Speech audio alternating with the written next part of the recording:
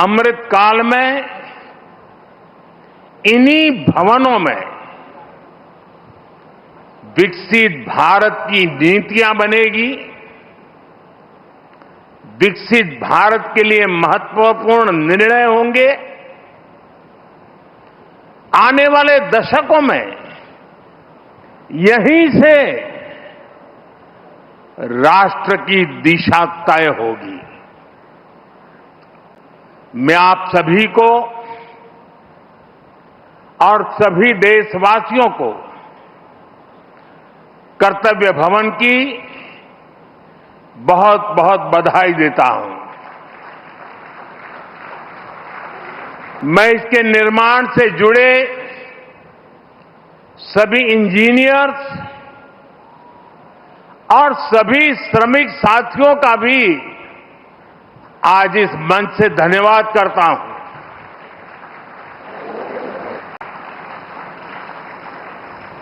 साथियों, हमने इस इमारत को बहुत मंथन के बाद कर्तव्य भवन नाम दिया है। कर्तव्य पथ, कर्तव्य भवन, ये नाम हमारे लोकतंत्र की, हमारे संविधान की मूल भावना का उद्घोष करते हैं। गीता में भगवान श्री कृष्ण ने कहा है, न मे पार्थ अस्ति कर्तव्यम त्रिषु लोकेषु किंचन नानवाप्तम अवाप्तव्यम वर्त एवच कर्मणि। अर्थात हमें क्या प्राप्त करना है, क्या प्राप्त नहीं करना है, इस सोच से ऊपर उठकर हमें कर्तव्य भाव से कर्म करना चाहिए। कर्तव्य भारतीय संस्कृति में ये शब्द केवल दायित्व या रिस्पॉन्सिबिलिटी तक सीमित नहीं है। कर्तव्य हमारे देश के कर्म प्रधान दर्शन की मूल भावना है। स्व की सीमा से परे सर्वस्व को स्वीकार करने की विराट दृष्टि, यही कर्तव्य की वास्तविक परिभाषा है। और इसलिए कर्तव्य ये सिर्फ इमारत का नाम भर नहीं है, ये करोड़ों देशवासियों के सपनों को साकार करने की तपोभूमि है।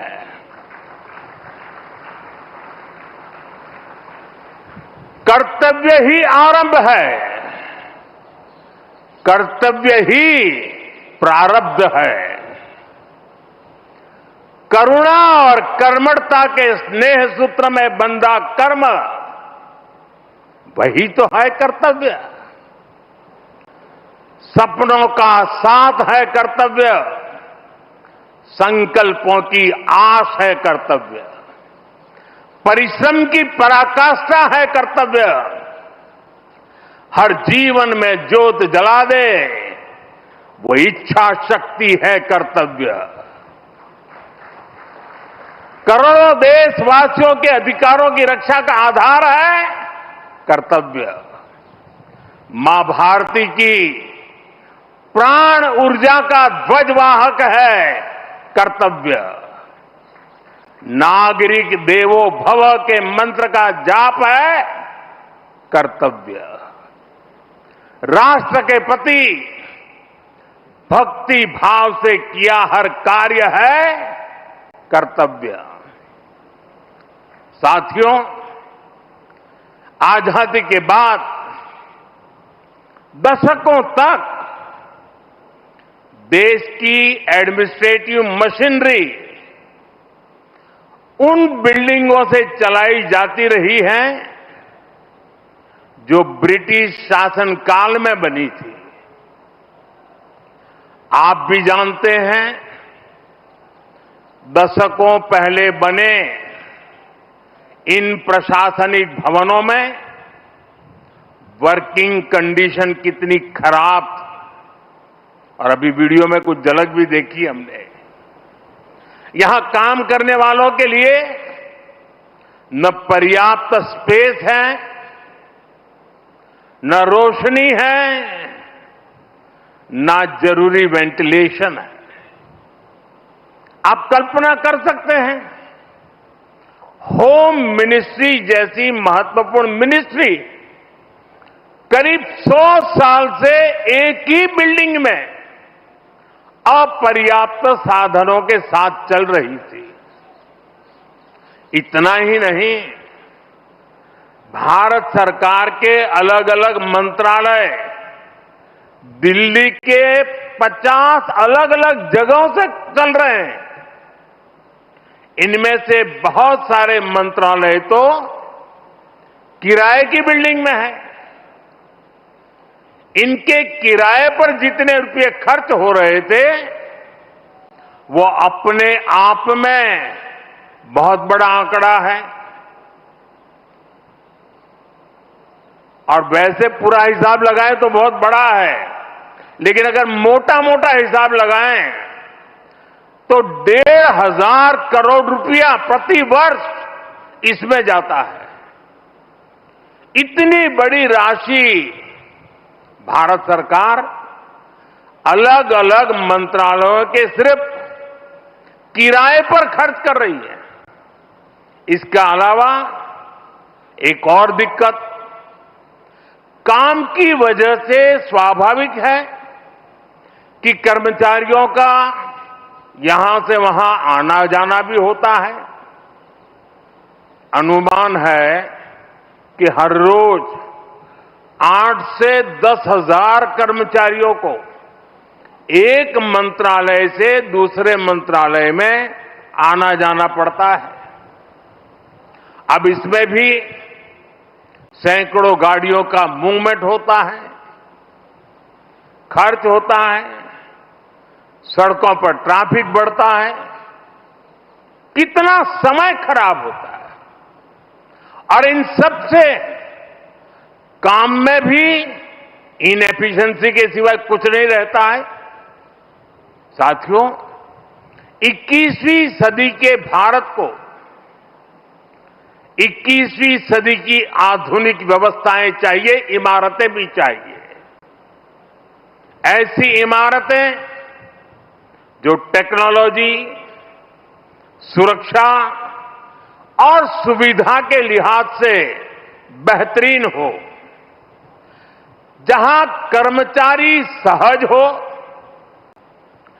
फैसले तेज हो और सेवाएं सुगम हो। इसलिए कर्तव्य पथ के आसपास एक होलिस्टिक विजन के साथ कर्तव्य भवन जैसी विशाल इमारतों का निर्माण किया जा रहा है। ये तो पहला कर्तव्य भवन पूरा हुआ है। अभी कई कर्तव्य भवनों का निर्माण तेजी से चल रहा है। ये ऑफिसेस जब आसपास शिफ्ट होंगे, नजदीक नजदीक हो जाएगी, तो इससे कर्मचारियों को सही वर्क एनवायरनमेंट मिलेगा, जरूरी सुविधाएं मिलेगी, उनका टोटल वर्क आउटपुट भी बढ़ेगा और सरकार जो 1,500 करोड़ रुपए किराए पर खर्च कर रही है वो भी बचेगा। साथियों, कर्तव्य भवन की ये भव्य बिल्डिंग, ये सभी प्रोजेक्ट्स, नए डिफेंस कॉम्प्लेक्स, देश के तमाम बड़े इंफ्रास्ट्रक्चर प्रोजेक्ट्स, ये देश को पेश का सबूत तो है ही, ये भारत के वैश्विक विजन का प्रतिबिंब भी है। हम दुनिया को जो विजन दे रहे हैं, भारत खुद उन्हें किस तरह अंगीकार कर रहा है, ये हमारे इंफ्रास्ट्रक्चर डेवलपमेंट में दिखाई दे रहा है। हमने दुनिया को मिशन लाइफ दिया, हमने वन अर्थ, वन सन, वन ग्रिड का आइडिया विश्व के सामने रखा। ये वो विजन है जिनसे मानवता के भविष्य की उम्मीद जुड़ी है। आज आप देख सकते हैं, कर्तव्य भवन जैसे हमारे आधुनिक इंफ्रास्ट्रक्चर, ये ऐसे इंफ्रास्ट्रक्चर हैं जिनकी आत्मा प्रो पीपल है और इनका स्ट्रक्चर प्रो प्लेनेट है। कर्तव्य भवन में भी रूफटॉप पर सोलर पैनल्स लगाए गए हैं, वेस्ट मैनेजमेंट के लिए एडवांस सिस्टम को इसमें इंटीग्रेट किया गया है। ग्रीन बिल्डिंग्स का विजन अब भारत में विस्तार ले रहा है। साथियों, हमारी सरकार एक होलिस्टिक विजन के साथ भारत के नवनिर्माण में जुटी है। देश का कोई भी हिस्सा आज विकास की धारा से अछूता नहीं है। अगर दिल्ली में संसद की नई इमारत बनी है तो देश में 30,000 से ज्यादा पंचायत भवन भी बने हैं। आज यहां एक और कर्तव्य भवन जैसी बिल्डिंग बन रही है तो साथ ही गरीबों के लिए 4 करोड़ से ज्यादा पक्के घर भी बनाए गए हैं। यहां नेशनल वॉर मेमोरियल बना है, पुलिस मेमोरियल बना है, तो देश में 300 से ज्यादा नए मेडिकल कॉलेज भी बनाए गए। यहां भारत मंडपम बना है तो देश में 1300 से ज्यादा नए अमृत भारत रेलवे स्टेशन भी बनाए जा रहे हैं। यहां बने यशोभूमि की भव्यता पिछले 11 साल में बने करीब 90 नए एयरपोर्ट में भी नजर आती है। साथियों, महात्मा गांधी कहते थे, अधिकार और कर्तव्य एक दूसरे से जुड़े हुए हैं। कर्तव्य के पालन से ही हमारे अधिकारों को बल मिलता है। हम नागरिक से कर्तव्य की अपेक्षा रखते हैं, लेकिन सरकार के तौर पर हमारे लिए भी कर्तव्य सर्वोपरि है। और जब कोई सरकार अपने कर्तव्यों को गंभीरता से पूरा करती है तो वो गवर्नेंस में भी नजर आता है। आप सभी जानते हैं, पिछला 1 दशक देश में गुड गवर्नेंस का दशक रहा है। गुड गवर्नेंस और विकास की धारा रिफॉर्म्स की गंगोत्री से ही निकलती है। रिफॉर्म्स एक कंसिस्टेंट और टाइम बाउंड प्रोसेस है। इसलिए देश ने लगातार बड़े रिफॉर्म्स किए हैं। हमारे रिफॉर्म्स कंसिस्टेंट भी हैं, डायनेमिक भी हैं और दूरदर्शी भी हैं। सरकार और जनता के बीच संबंधों को बेहतर बनाना, ईज ऑफ लिविंग को बढ़ाना, वंचितों को वरीयता, महिलाओं का सशक्तिकरण, सरकार की कार्यप्रणाली को बेहतर बनाना, देश लगातार इस दिशा में इनोवेटिव तरीके से काम कर रहा है। हमें गर्व है कि पिछले 11 साल में देश ने एक ऐसी शासन प्रणाली विकसित की है जो पारदर्शी है, संवेदनशील है और सिटीजन सेंट्रिक है। साथियों, मैं दुनिया के जिस भी देश में जाता हूं, वहां जनधन, आधार और मोबाइल जेम ट्रिनिटी की बहुत चर्चा होती है। दुनिया भर में उसकी प्रशंसा होती है। इसने भारत में सरकारी योजनाओं की डिलीवरी को ट्रांसपेरेंट और लीकेज फ्री बना दिया है। आज कोई भी ये जानकर हैरान रह जाता है कि देश में राशन कार्ड हो, गैस सब्सिडी पाने वाले हो, स्कॉलरशिप हो, ऐसी अलग अलग योजनाओं के करीब 10 करोड़ लाभार्थी ऐसे थे।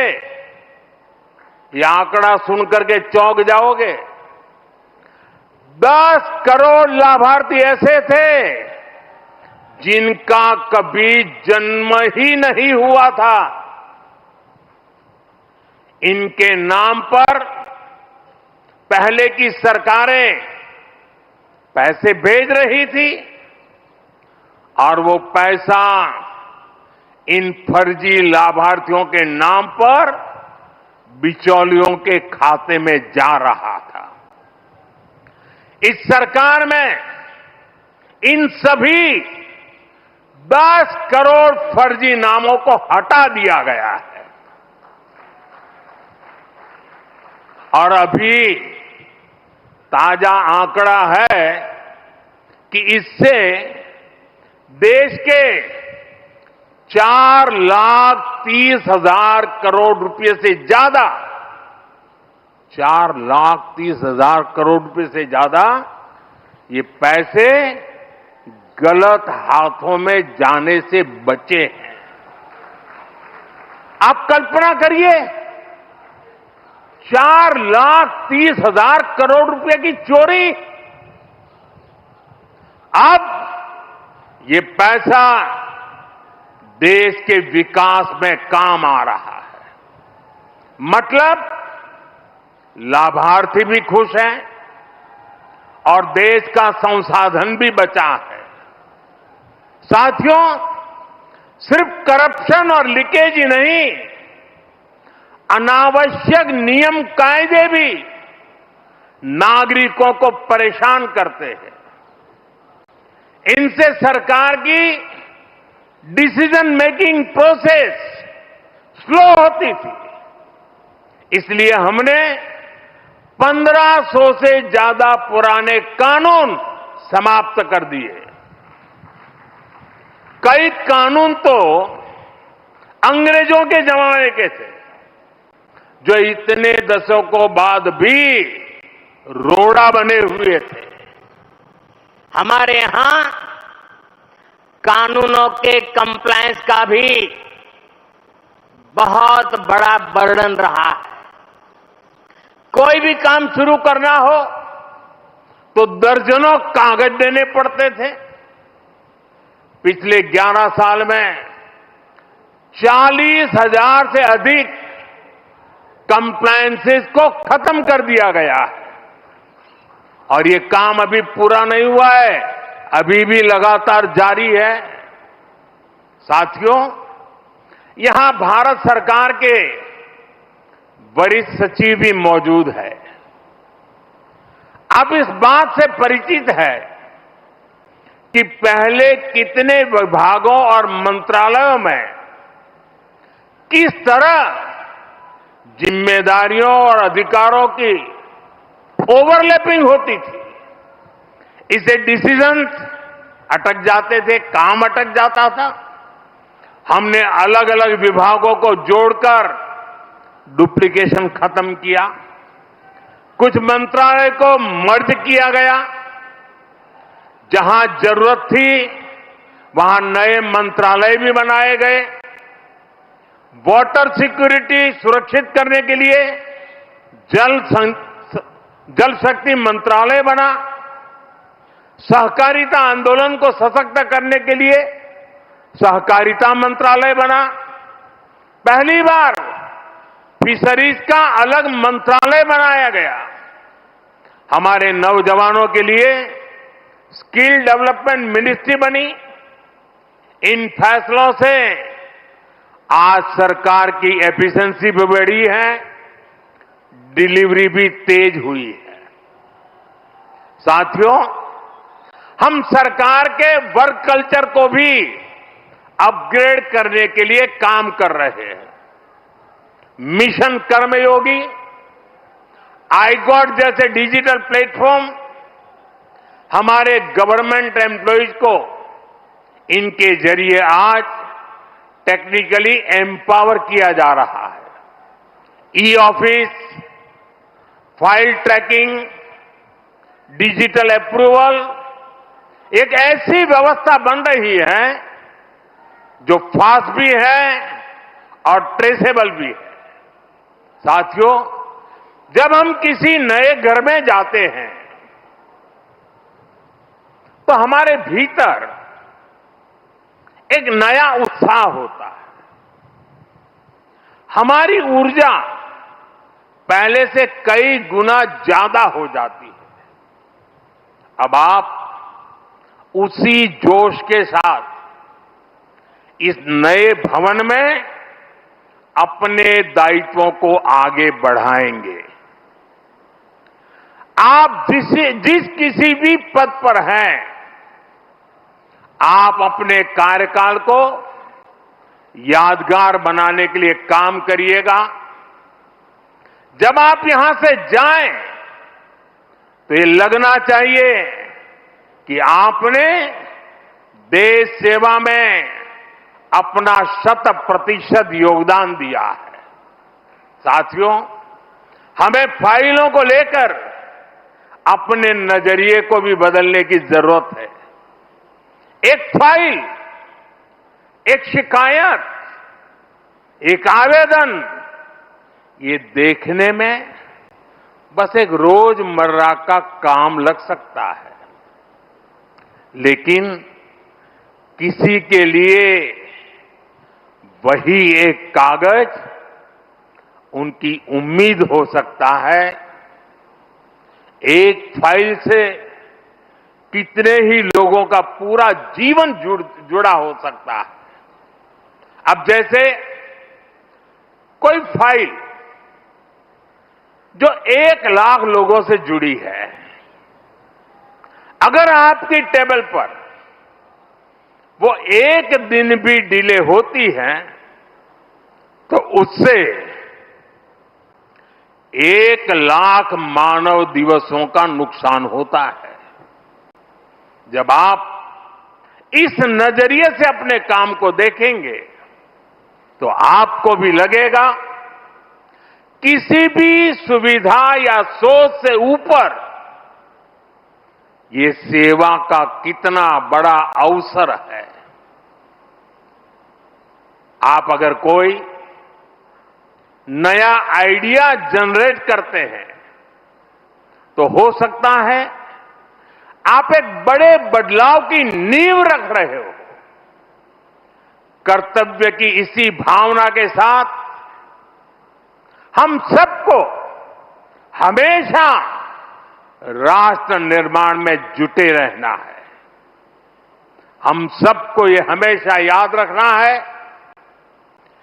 कर्तव्य की कोख में ही पलते हैं विकसित भारत के सपने। साथियों, वैसे आज ये आलोचना का अवसर नहीं है, लेकिन ये अवसर आत्ममंथन का जरूर है। कितने ही देश जो हमारे साथ साथ आजाद हुए थे, वो इतनी तेजी से आगे बढ़ गए, लेकिन भारत तब उस गति से आगे नहीं बढ़ पाया। अनेक वजह रही होगी, लेकिन अब हमारा दायित्व है कि हम समस्याओं को आने वाली पीढ़ियों के लिए छोड़ करके न जाएं। पुराने भवनों में बैठकर हमने जो निर्णय लिए, जो नीतियां बनाई, उनसे 25 करोड़ देशवासियों को गरीबी से निकालने का हौसला मिला। 25 करोड़ लोगों का गरीबी से बाहर आना ये एक बहुत बड़ी सिद्धि है। लेकिन मैं हर काम के बाद भी कुछ न कुछ नया ही सोचता रहता। हम नए भवनों में ज्यादा एफिशिएंसी के साथ हमारी एफिशिएंसी बढ़ा करके जितना ज्यादा हम देश को दे सकते हैं उस मिजाज से इस नए भवन में हम वो काम करके दिखाएंगे कि भारत को गरीबी से पूरी तरह मुक्त करना है।